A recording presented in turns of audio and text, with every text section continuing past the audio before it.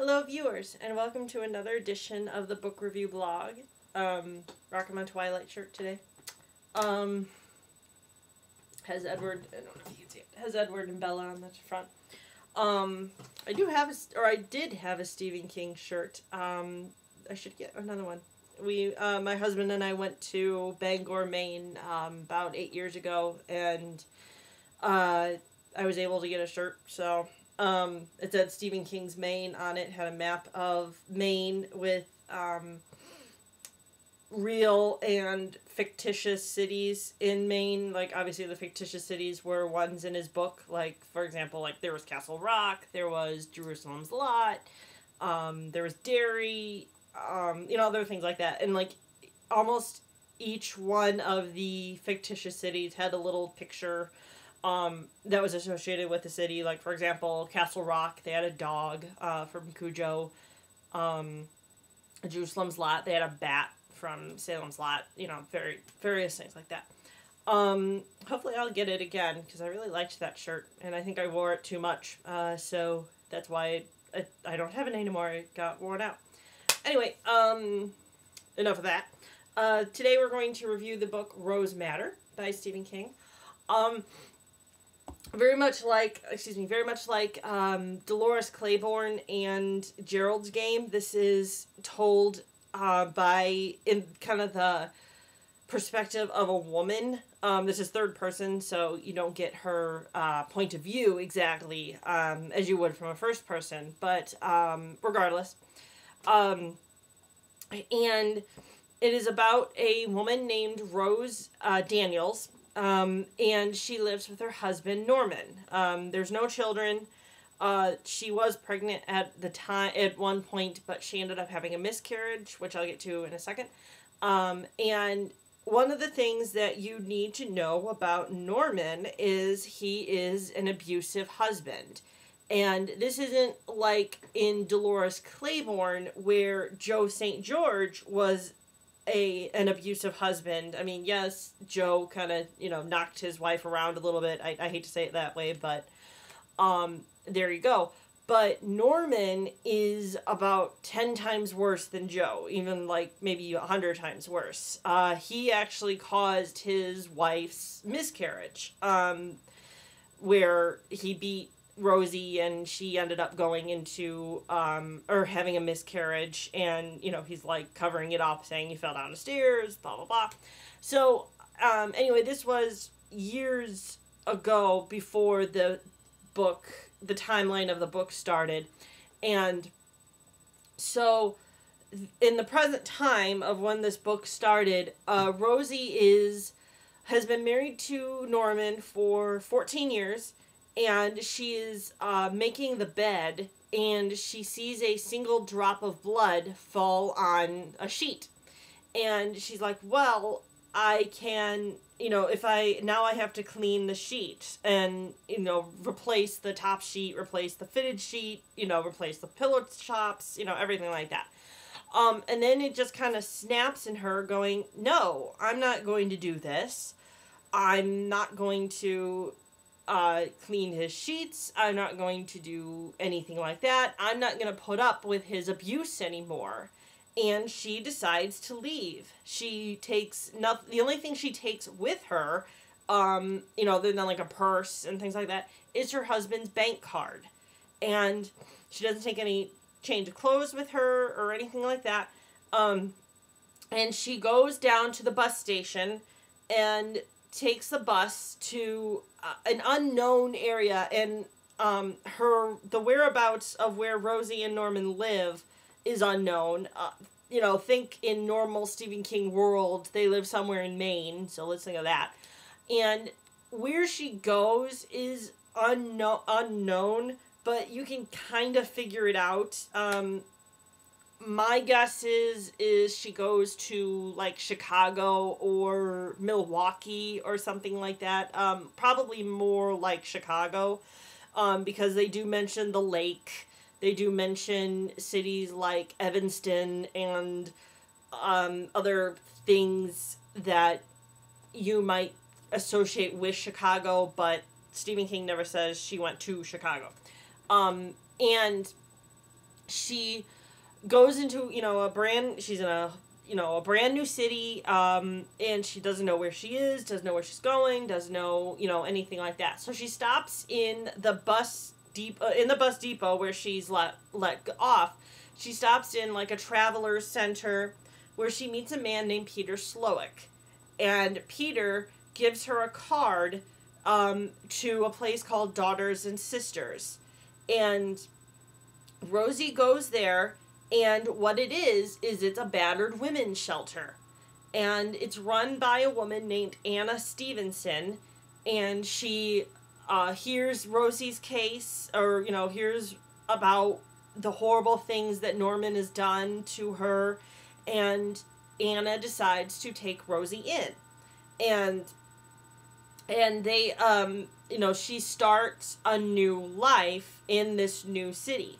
Well, then not only do you get Rosie's point of view, again in third person, but you also get Norman's point of view.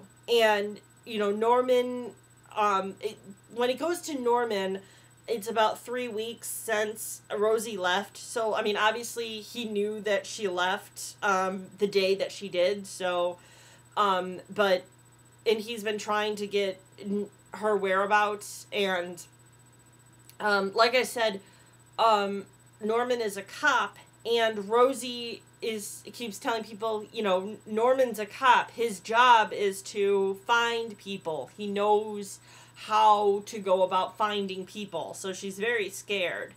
And so Norman starts his job of finding Rosie. And, and it's weird because he doesn't, like, the only thing in his head that Rosie did, he doesn't talk, oh, she left me, I need to get her back because, blah, blah, blah. He knows because she took his bank card, and which, even though she's a housewife and doesn't make the money, it's still kind of technically legally hers as well. So, but he doesn't think of it that way. And, so then the book is basically from both, Rosie's perspective and Norman's perspective of Rosie, of course, beginning a new life, and Norman trying to find her. With Rosie, she starts again in this new town, and she walks along, and she comes across a pawn shop, and she decides to pawn her engagement ring. And so she goes into the pawn shop and meets the pawn shop owner, whose name is Bill Steiner, and he tells her that her, beautiful, engagement ring that Norman's like, I paid, we could have gone on to, like, Tahiti with the money that I paid for this ring, and blah, blah, blah. And unfortunately, Bill Steiner tells Rosie that this diamond ring is a zirconia and is basically useless and worthless. But she does get a little money from it. And so, she's walking around the pawn shop, and she comes across a painting. And in this painting is a woman, her back is to the audience, or the looker, and she's looking at, we don't know what she's looking at the time, but she's looking off in the distance. And the title, or the only thing that's written on the painting, to know a title or a painter, is the name Rose Madder. And so Rosie is enthralled by this, and she ends up buying it, or trading it for her engagement ring.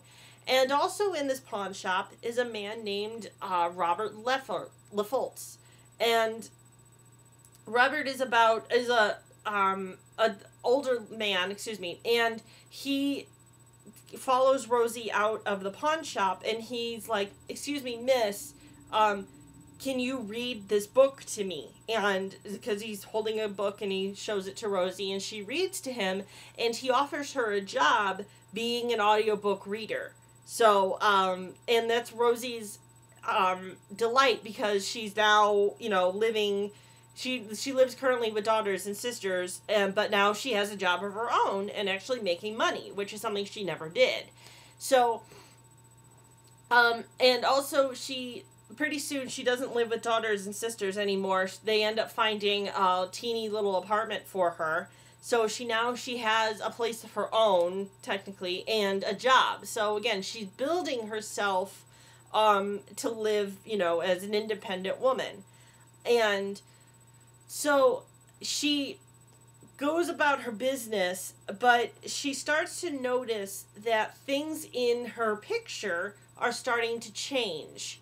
And she is starting to change as well to match the woman in the picture. The woman in the picture has blonde hair, and so Rosie, who's naturally brown hair, dyes her hair blonde, and she styles her hair in the way that the woman in the picture's hair is styled. And more things in the picture are shown, where there's now a temple that the woman is looking at, and then there's other things in the picture that are known, and finally there's a couple of things that start to happen with Rosie that is more of like the supernatural side of this story. She is sleeping and she ends up going inside the picture. The audience thinks that she's not dreaming, but, she's like, am I dreaming? Am I not dreaming? Because she can, like, see outside of herself into, her place of her living space, and she sees herself lying in bed. So she's like, maybe I am dreaming. And one of the things that it happens when she's in the picture is that the woman who is in the picture, her name is Rose Madder, she's like, you have to go and save my baby. And and she points into the temple to where her baby is.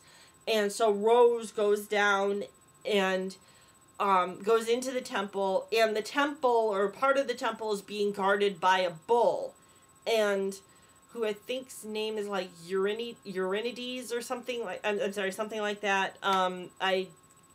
It might be mythological, but I'm unaware of that. And so Rosie goes, and again, please read this book because I'm not doing this any justice. I mean, the time where she was in the picture was amazing and very visual and very, everything like that. But she ends up saving this baby and bringing it back to this Rose Madder. And the Rose Madder is saying, thank you for bringing my baby back, and I repay. And Rose Daniels, or Rose McClendon is her maiden name, what she goes by. And she's like, what does that mean? And it's not explained at the moment, but then she goes back and lives her life. And now Norman is, again, still trying to find her, and he manages to get to where Rosie is, and he meets up with her. Again, I'm not going to tell you the rest of the book because I do want you to read it. I liked it. It was good. I mean, it was one of those, again, where there are supernatural parts in it. I mean, obviously you can't walk through a picture, but the other parts that were realistic, the abusive wife, or the abusive husband, the abused wife, I suppose, and leaving her husband and joining a new life, that could happen. That was a part of the scariness of this book because, again, of how horrible of a man Norman is. I mean, he's one of, like, the worst Stephen King villains, and just because he's lifelike, there could be a Norman running around this, anywhere you go. So, that was it. Again, that's it for Rose Madder. The next Stephen King book that I'm going to read, is The Green Mile. So I bid you all farewell and happy reading. And please subscribe if you like what you see.